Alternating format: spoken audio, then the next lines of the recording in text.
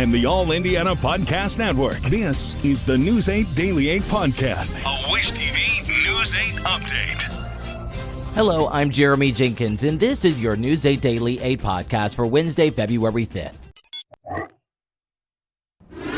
We begin with City County Councilmember Jesse Brown. Constituents turned down in droves, fearing more action against him from council leaders at a tense meeting the day after his ousting.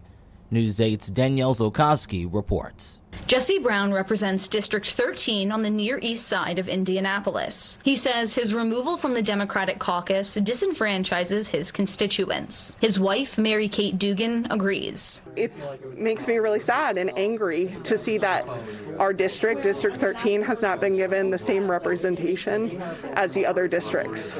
It's not fair. Brown says 13 Democrats voted to remove him. They are Maggie Lewis, Carlos Perkins, Leroy Robinson, Vop Osili, Frank Mascari, Andy Nielsen, Nick Roberts, Allie Brown, Breanne Delaney, Keith Graves, John Barth, Rena Allen, and Ron Gibson. Brown says removal from the caucus means he will no longer receive closed-door briefings from the Hogsett administration or be in the room to discuss matters with colleagues before council meetings. Brown says it is unfair that he only has 3 committee assignments when other freshman counselors have 6. We want him to be appointed to 6 committees to give our district equal representation to every other area of the city. On Tuesday morning, Brown shared his concern that he would be stripped of his committee appointments too. This did not happen at Tuesday's heated Committee on Committees meeting, but instead, routine business took place. This did not stop supporters from flooding the meeting. Despite running after Council President Vop Osili, he did not take questions after the meeting. Why did you vote to remove Jesse Brown from the caucus?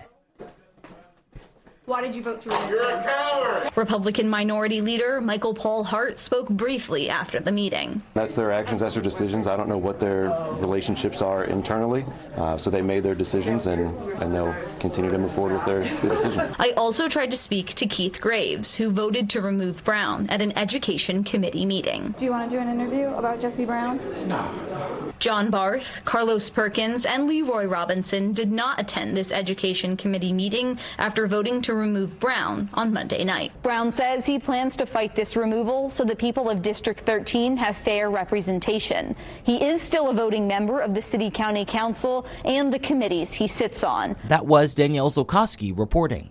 We are set to hear directly from Councilor Jesse Brown this morning. He is set to join me in the 8 a.m. hour of Wish TV Daybreak. We have also reached out to Democratic Caucus Chair Maggie Lewis to join the conversation. So far, Lewis has not responded.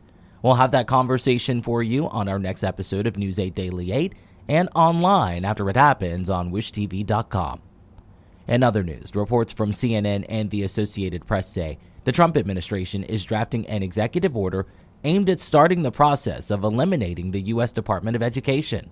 While President Trump has not signed the order yet, last week, dozens of Education Department employees were placed on leave as part of his push to remove federal workers linked to diversity, equity, and inclusion efforts.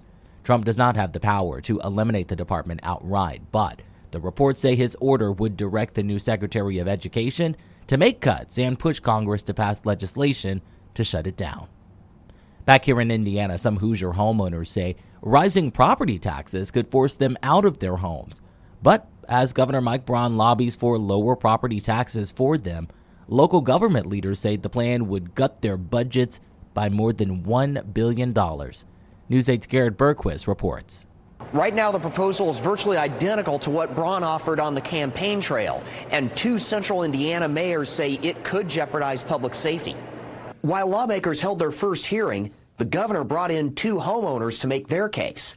Jenny Wright says her taxes went up $1,200 over 4 years. We're very close to having our home paid off, and my concern is that we're going to get our home paid off and then we're going to spend, all that extra savings paying taxes, and we're still young enough to be working for several more years. The plan would let you take either a 60% homestead deduction or reset your property tax bill to what it was in 2021. I think every Hoosier homeowner, to some extent or another, has had some version of what you're talking about. And what I proposed out there is to look at what would have been reasonable and then reset it to that level. The big question is what that relief costs local governments.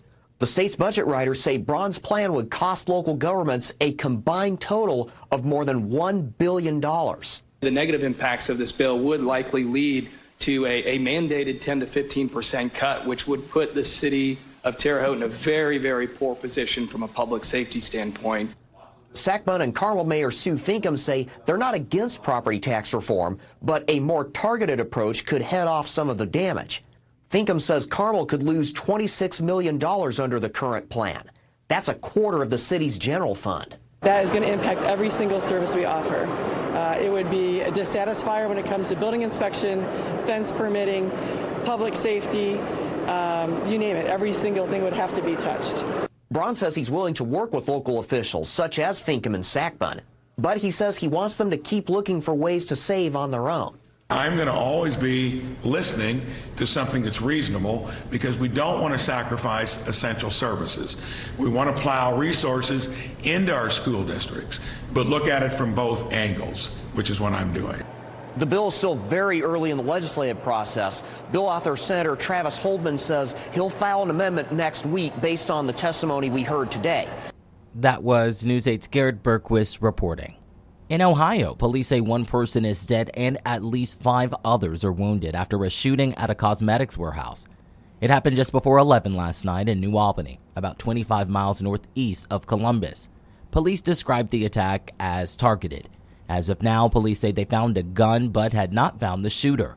Authorities tell us 150 people evacuated the building because of the gunfire. There is no word yet on what the motive may have been.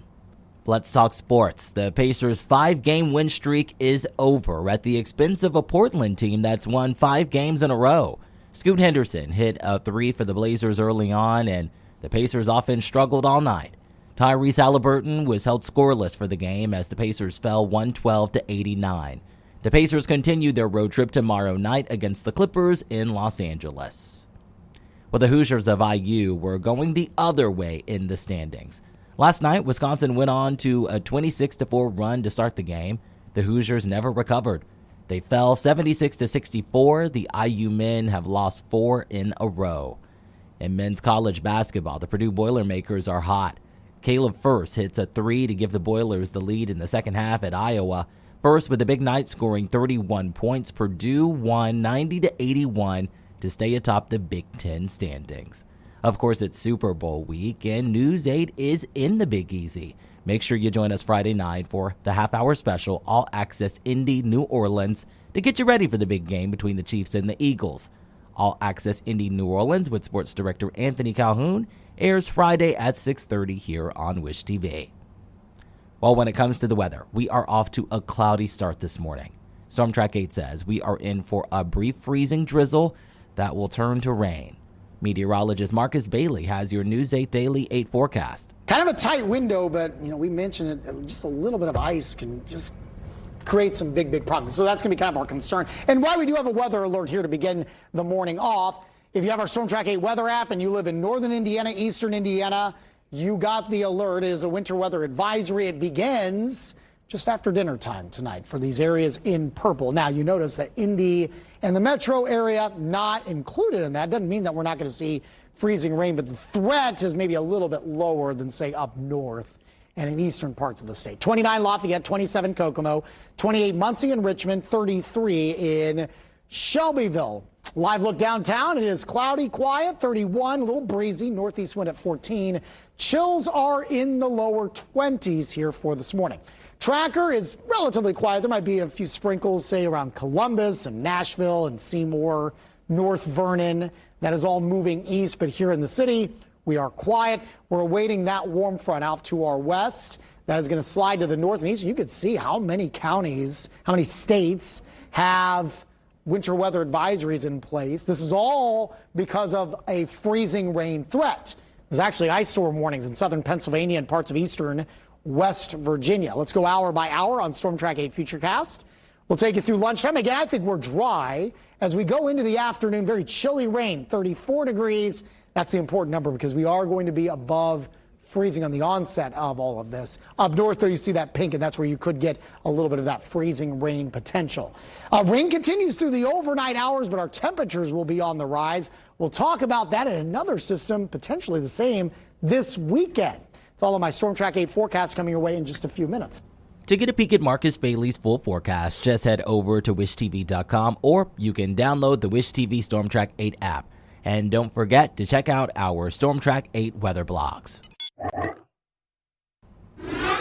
This has been your News 8 Daily 8 podcast for Wednesday, February 5th. I'm Jeremy Jenkins for Wish TV, wishtv.com, or follow us on Facebook for updates. This is the News 8 Daily 8 podcast, a Wish TV News 8 update on demand. For even more, on demand and on the go, connect with Wish TV on Facebook at wishtv.com and on the free Wish TV mobile app. Thank you for listening, and be sure to like, subscribe, and follow this podcast for updates every weekday morning on the All Indiana Podcast Network and wherever you get your podcast.